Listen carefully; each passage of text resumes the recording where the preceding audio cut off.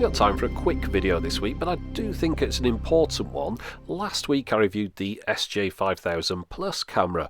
At the time I had a number of issues with it. I reviewed it over the course of about 4 or 5 weeks, and I did notice quite a few things that weren't quite right. The main one being that it crashed an awful lot of the time. It rebooted or it froze and you had to pull the battery out. The other one was the fact that the battery life wasn't enough. It only lasted 38 minutes recording in 1080p 60 with the screen turned off, which just isn't really sufficient. Also, I did mention that it got a little bit too hot to hold the camera. Something was definitely wrong. And it turns out that there was something wrong, because during the course of making the video, I hadn't noticed there'd been a new firmware released. I'd updated the firmware on my camera just before I started recording with it, but during the course of making it, version 1.7 had come out, and I was recording with 1.4. So what you're looking at now is video that I've shot this weekend with the SJ5000 Plus using firmware version 1.7. And one thing you'll notice, there's no difference in video quality, and you weren't expecting it. The main reason I'm making this video is to talk about the difference in the issues that I had. For example, the battery life. I am now getting 55 minutes of battery life out of the camera in 1080p 60 mode with the screen turned off. So that's quite an improvement. I'm not saying that's a great battery life, but it's definitely an improvement on 38 minutes. Also, if I was to record in 1080p 30 mode with the screen off, if you wanted to do that in this camera, you'll get 85 minutes of battery life. It just shows you the kind of battery life hit that you take by shooting in 1080p 60. You are really sort of stressing the camera quite a bit. And talking of which, the heat issue that I had with the camera previously, I haven't noticed it with this camera. I've been shooting with it all week, taking it to work, shooting it at lunchtimes, and it hasn't got hot to hold at any point. And then also, in addition to that, I haven't had as many crashes. Just before making this video, I was going to say that I hadn't had any crashes at all. That wouldn't be true, because as I went out on the bike, I charged the camera, unplugged it, switched it on, and it wouldn't switch on. It was locked up, so I had to pull the battery, put it back in again. So I've had one lockup in an entire week's worth of shooting, which is a massive improvement on what I experienced before.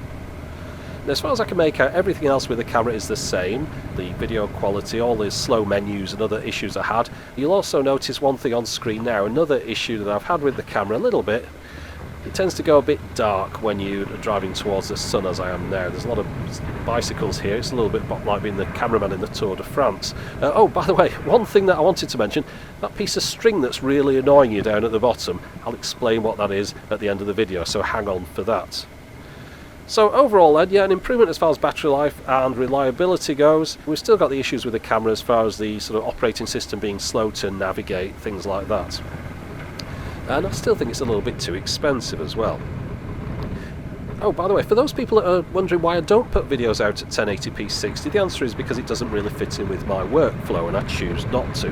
There are quite a few people that get in touch and say, oh, did you know YouTube does 1080p 60? Well, of course I know. I've put out 260 odd videos. It's not the kind of thing that I'm unfamiliar with YouTube. I do know how it works. I mean, it does 4K, it does 3D, it does 1080p 60, none of which I'm planning on putting out at the moment, but you never know for the future. But trust me, I do know that YouTube can do 1080p 60, but if you want to see my clips in 1080p 60 and non-re-encoded, then you're going to have to download some from my blog, and there's a link in the video description to the previous review of this camera.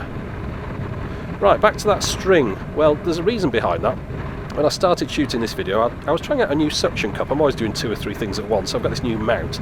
So I attached it to the windshield or windscreen, whatever you want to call it, wind deflector on the front of the bike, the plastic see-through thing, and went out with the camera on there, and I could see immediately it was getting much too much vibrations. It was shaking around. I'll show you some of that footage now, actually, just to give you an idea as to what it looked like. So on these shots, I was actually heading in the right direction as far as the sun goes, but there was much too much vibration on the camera. So I spotted that, and the piece of string was actually a tether I had attached to that camera in case it fell off the windscreen thing. So I untied that at the camera end, and I've put the camera now. You're looking at the view. I'll flip back again. This is the view that I was getting out of my top pocket. I just got the whole mount thing, shoved it in my top pocket, and that was the view that you saw at the start of the video and now. So that explains the string. It was just a tether I was using for the camera when it was at a different position. By the way, this whole video has been shot with the camera in 1080p 60 mode, exposure value plus 0.7, and the exposure meter set to center as well. and this was the first sunny day of the year, the first sunny Sunday, and that's why I've shot this on the bike today. So anyway, I hope that's been useful, bit of an update to the SJ5000 video. So that's it for the moment. As always, thanks for watching.